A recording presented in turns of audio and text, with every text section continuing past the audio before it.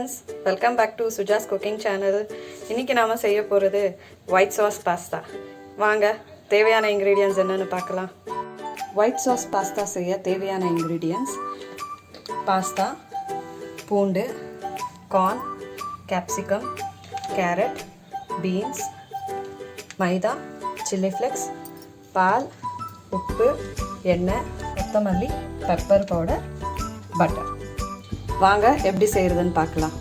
முதல்ல நம்ம பாஸ்தா வேக வச்சுக்கலாம். ஸோ அதனால் ஒரு பவுலில் தண்ணியை எடுத்து கொதிக்க வச்சுட்ருக்கேன். இதில் வந்து அரை டீஸ்பூன் உப்பு போட்டுக்கோங்க, ஒரு டீஸ்பூன் ஆயில். இது ஒரு கொதி வரட்டும், அதுக்கப்புறம் நம்ம பாஸ்தாவை இதில் ஆட் பண்ணுறோம்.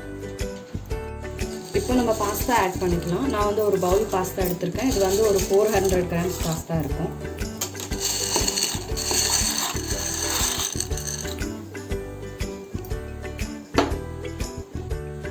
இதில் எதுக்கு எண்ணெயை போடுறோன்னா, பாஸ்தா வந்து வேகும்போது ஒன்றுக்கு ஒன்று ஒட்டாமல் நம்மளுக்கு அப்படியே நல்லா இப்போ எப்படி இருக்குது பாருங்கள், இதே மாதிரி இருக்கும் பாஸ்தா. அதனால தான் எண்ணெயை போட்டு வேக வைக்கிறோம். 10 நிமிஷம் ஆச்சு. ஸோ பாஸ்தா வெந்துருச்சு. இப்போ எடுத்துடலாம். நம்ம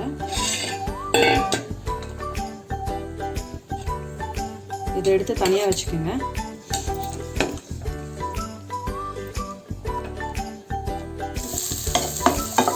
இப்போ நம்ம பீன்ஸு, கார்ன் எடுத்து வச்சுருங்க. ஸோ இதை ரெண்டும் போட்டு நல்லா இதுவும் அவ்வளோதான். இன்னொரு 2 to 3 minutes சாட்டே பண்ணிக்கலாம்.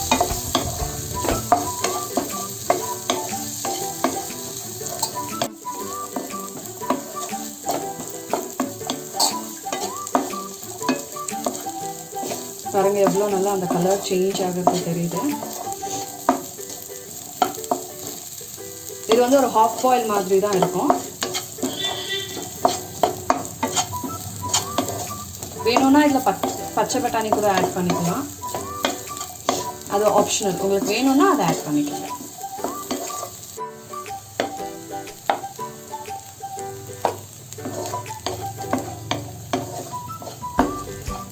பாருங்க 2 to 3 minutes ஆயிடுச்சு. இப்போ இந்த ஸ்டேஜில் நம்ம எடுத்து வச்சிருந்த கேப்சிகமை சேர்த்துக்கலாம்.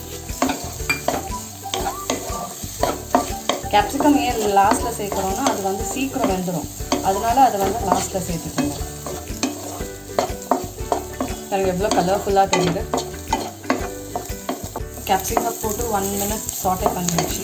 பாருங்க எவ்வளோ நல்லா ஆயிலே ஃப்ரையாக இருக்குது. இது வந்து ஒரு 50% தான் குக்காக இருக்குது. இப்போ நம்ம இதை தனியாக எடுத்து வச்சுக்கலாம்.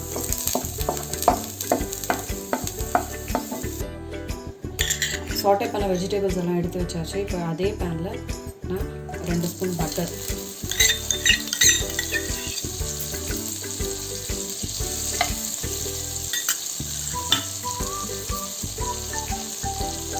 பட்டர் நல்லா மெல்ட் ஆகட்டும். இது வந்து ஒயிட் சாஸ்க்கான ப்ராசஸ். இப்போ 2 டேபிள் ஸ்பூன் மைதா மாவு எடுத்து வச்சுருக்கேன். இதை வந்து நல்லா வறுக்கணும். இல்லை அந்த பச்சை வாசனையும் போகணும். அதுக்கப்புறமா கலரும் கொஞ்சமாக சேஞ்ச் ஆகும்.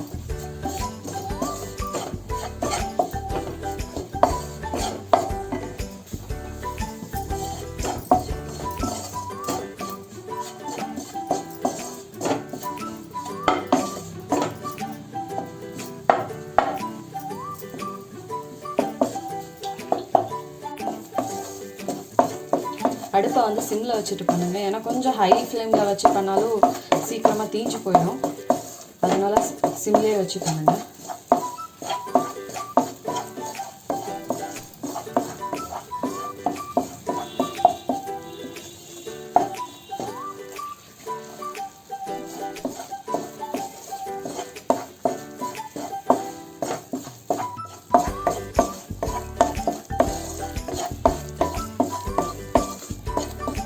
இந்த ஸ்டேஜில் பால் ஆட் பண்ணிக்கோங்க. நான் வந்து இன்றைக்கி ஒரு 400 ml பால் எடுத்துருக்கேன்.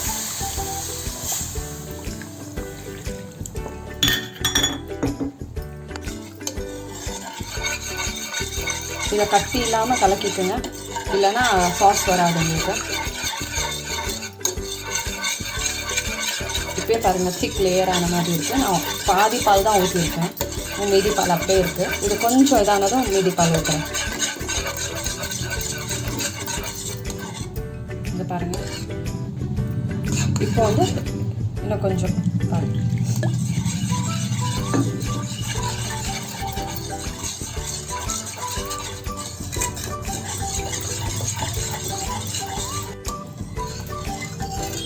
எடுத்து வச்ச 400 ml பாலும் ஊற்றி வச்சு கட்டி இல்லாமல் சிம்மில் வச்சு இதை கலக்கிக்கோங்க.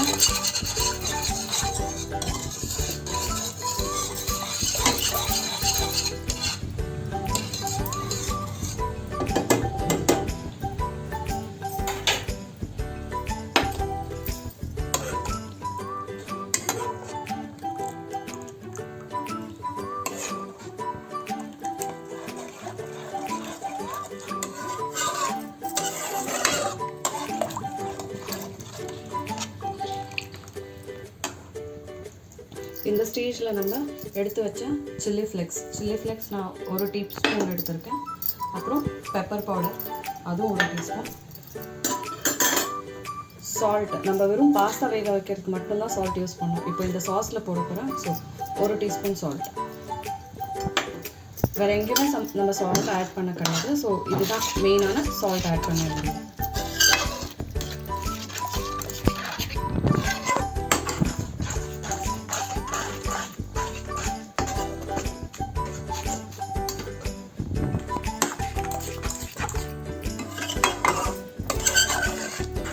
ரெடி பாருங்கள்.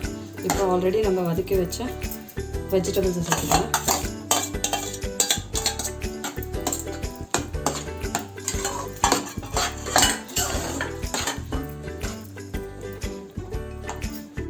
இப்போ நம்ம ஆல்ரெடி வேக வச்ச பாஸ்தாவை இதில் ஆட் பண்ணிக்கலாம்.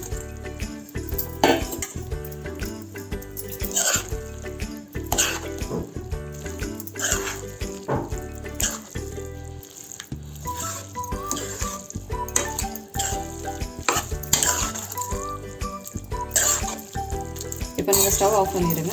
பாருங்கள் எவ்வளோ creamy pasta ready. White sauce pasta ready. வாங்க சாப்பிட்லாம். நீங்களும் உங்கள் வீட்டில் ட்ரை பண்ணி பாருங்கள். எப்படி இருந்துச்சுன்னு கமெண்ட்டில் சொல்லுங்கள். லைக் பண்ணுங்கள், ஷேர் பண்ணுங்கள், சப்ஸ்கிரைப் பண்ணுங்கள். மறக்காமல் அந்த பெல்லையும் தட்டி விட்டுருங்க. தேங்க்யூ. பாய்.